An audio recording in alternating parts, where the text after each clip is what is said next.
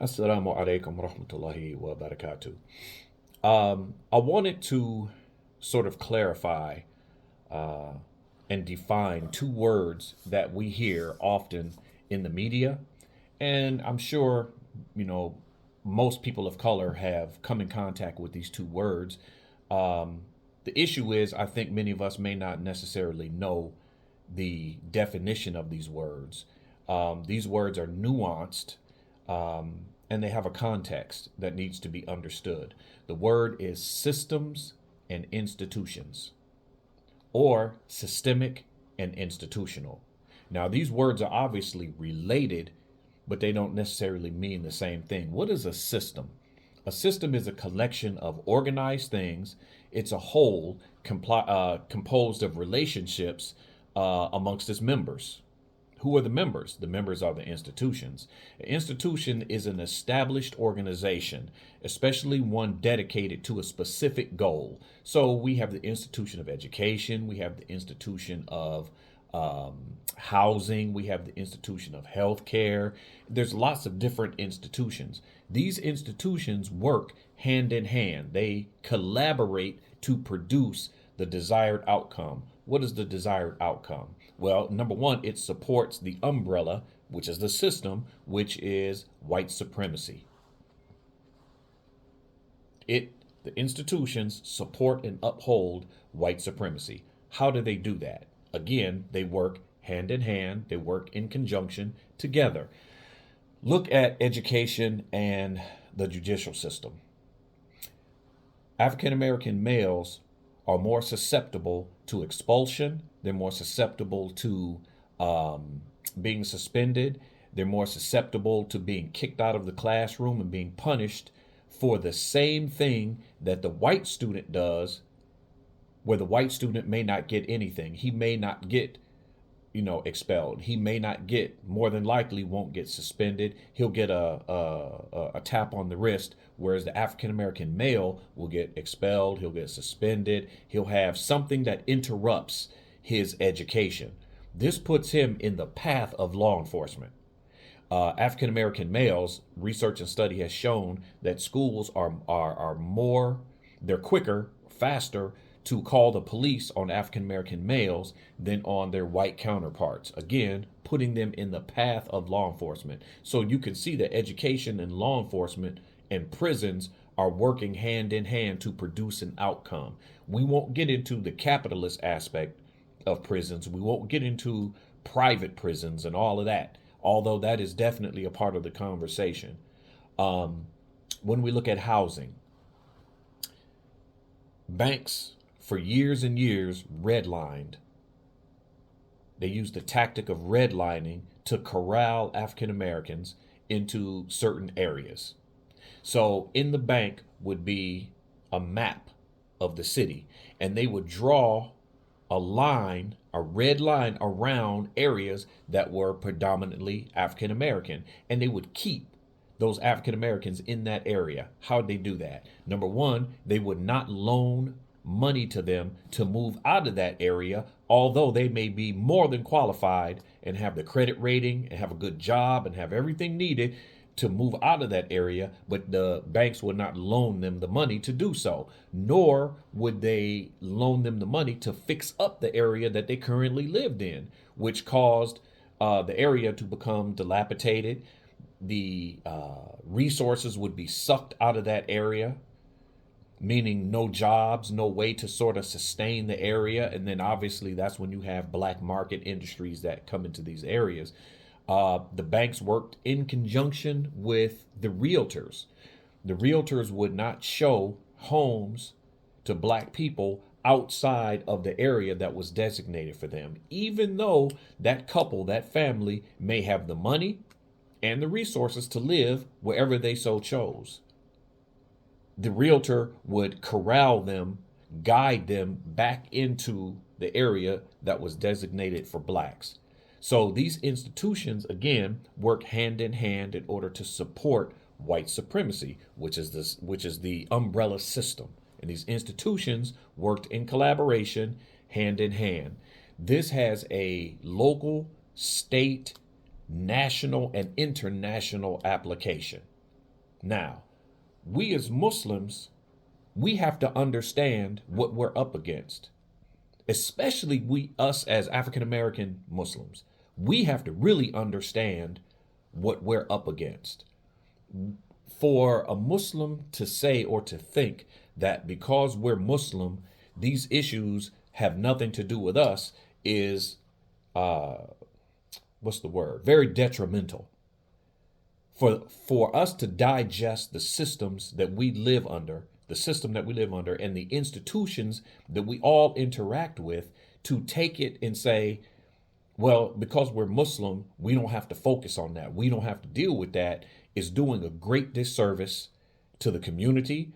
I think it's extremely ignorant, and it's going to cost us a lot in the long run. We have to be able to deal with these issues within the parameters of Islam. Now, enter the African American caller, the du'at, those that have studied overseas, those who have studied at the feet of the mashayikh. It is incumbent upon you. Uh, I mean, what's the word I'm looking for? It is upon you. And I think that it's an obligation amongst those who have the Islamic knowledge to guide, to speak on issues that African American Muslims have to deal with every day. There has to be an applicable Islam. Let me give you an example, or let me ask a question. Tyree Nichols, the young African American man that was just murdered by 5 black police officers. How do we, as African American Muslims, how do we digest this within the guidelines and parameters of the Sharia and the Sunnah? How do we digest this? How do we move forward? How do we understand what we should and what we shouldn't be doing? What should our feelings be toward these situations? Again, as African Americans, Muslims, we live within the perimeters of Islam. We live within the perimeters, and we move and operate within the parameters of the Sharia. In order for us to know how to do that, the African American callers have to teach us. They have to speak on these issues as they arise. I mean, this could really be a 2-hour long video that I make on this. From a sociological perspective, this video could be 2-3 hours. I could really go hard on this, but I know that many of us don't want to go that hard. We don't want to listen for that long, so I'll try to keep it as short as I can. W.E.B. Du Bois, he talked about African American people having a double consciousness. And that double consciousness is the African American lives between two worlds. He lives between his community, and he lives between being an American and not being fully accepted as an American. So he has to learn how to operate between two worlds. Now, for those of you that are familiar with the term code switching, we have to know as African Americans how to code switch, how to move in different situations. W.E.B. Du Bois, again, he coined this term double consciousness. But I say, as African Americans, we have a triple consciousness. We're number 1, African American. We're number 2, we're Muslim. And number 3, we are Americans. So we have to know our place. When I say our place, we need to know exactly where we fall on the stratum of society, and how we need to move in order to get as a community to where we want to be. We don't want to be at the bottom of the ladder economically. We don't want to be at the bottom of the ladder educationally. We don't want to be at the bottom of the ladder when it comes to housing and always living in projects or dilapidated housing, or little small communities that are not very economically stable. We want to be able to move up. We want to be able to show that our Islam is superior, but we need the guidance from the African American du'at. We need you to step up. This Tyree Nichols situation, it's a hot button topic, and it is a teaching opportunity for you. It is an opportunity for you to speak to the African American Muslims and to speak to the Muslims in general as to how we are to digest this situation, how we are to deal with this situation. Many African Americans can understand the stress, the emotional stress, the mental stress that these types of situations cause. Many of us are parents. We have young black boys that go out into the world. What do we teach them? How do we give them or surround them with that Islamic armor that they need in order to move and be safe in a world that's not really moving toward them or not really open to them in terms of fairness and honesty and just, being fair? We need that guidance. Again, African American du'a, step up to the plate. Now, maybe this issue has been covered. I don't know. If it has, that's great. But it needs to be more. For those African American du'at who have a platform, who have the ear of the people, it's incumbent upon you, it's mandatory that you step up and begin to address these issues from an Islamic perspective. Because how are we supposed to know what we should and what we shouldn't be doing, how we should feel, and if we have feelings, how to bring those feelings into alignment with al-Islam unless somebody is teaching us? So we need you to do that. The last thing I want to touch on is there is this, and I've been hearing it. I listen to conservative radio. I listen to lots of different perspectives, for what I do. My field of study, again, is sociology and education. What you will hear from a lot of non-POC, people of color, is that this situation has nothing to do with racism. Racism has nothing to do with this because it was 5 black police officers. So how do we dispel that? How do we fight that argument? We go back in history.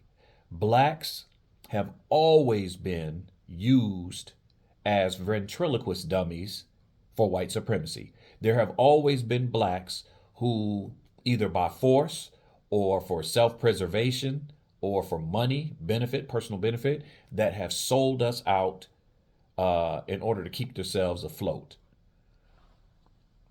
There have always been black overseers. Back during the slavery days, blacks were used to keep other blacks in line. So this is not a new phenomenon. This is not something that is new. When you look at it from a historical perspective, blacks have always been used to control other blacks. Blacks have always been used as ventriloquist dummies for white supremacy. And this extends even into academia. You always have your, what's the word I want to use? I want to be politically correct here. I'll just say sellouts. You'll always have your sellouts that promote being subservient to white supremacy, where they support not being self-sufficient, not being unified as a community. And you'll always notice that whenever these issues come up, they're always outliers. Their opinions and their positions are normally closer to what you hear from non-POC. Again, people of color. This is one of the ways that you can peep who's who and what's what. Look at their position and see, is their position closer to the majority of African Americans, or is it closer to those outside of our communities, those exogenous communities that are outside of us? So to say that these 5 black officers, because they're black and because of what they did, could not be deemed as white supremacy is stupid and foolish. What they did was in support of white supremacy. It falls in line with history for these type of people. Most of us have seen the movie Django, right? With Jamie Foxx, and we all know the character Stephen, played by Samuel L. Jackson, he's not an outlier. He was one of many. And we even have those types of characters in the black community today. They exist. We all know, all of us know one. So again, what they did, although they were black police officers, still falls under the umbrella of white supremacy, and they supported white supremacy by what they did, by murdering Tyree Nichols. So I will leave it there. Hopefully, the African American callers will take heed to what I'm saying. You have the Islamic knowledge, you have the responsibility, you have the platform, you have the ear of the people. Teach the people what they need to know, how to digest these types of situations, and how do I want to put this? How to have their Islam and their African American identity be unified. Be unified not in a prideful, outside of the legislation type of unification or pride, but to be content with who they are, to be happy with who Allah made them, as black people or African Americans or whatever title, that you want to give yourself, person of color, American descendant of slaves. There's so many different names and titles for us. And one day I'll make a video on identity and the issues surrounding black identity. But we need to have a unification and an understanding of how to bring those two together, being Muslim and being black, but still staying within the legislation, not going overboard. Because you will find there are some people who are Muslim who don't have the qualifying Islamic knowledge. They'll go overboard, the other way. Everything will be about black, black, black, black, black, black, black. And you'll hear very little Islam. And then you'll get the other side that they don't really worry about the black aspect and the life that we as African Americans have to live here in America, outside of people not knowing that we're Muslim but still being dealt with as an African American. They go way to the other side, and they don't address the African American existence. We need to find that middle road of being black and being Muslim, and being able to move in a direction, staying within the perimeters, staying within the legislation of the Sharia. Hopefully this makes sense. I will leave it there. And please subscribe. Hit the like button. Share this video if you find it to be beneficial. Please comment. I try to respond to comments as well. So I'll leave it there. All right, everyone have a good evening. Assalamu alaikum wa rahmatullahi wa barakatuh.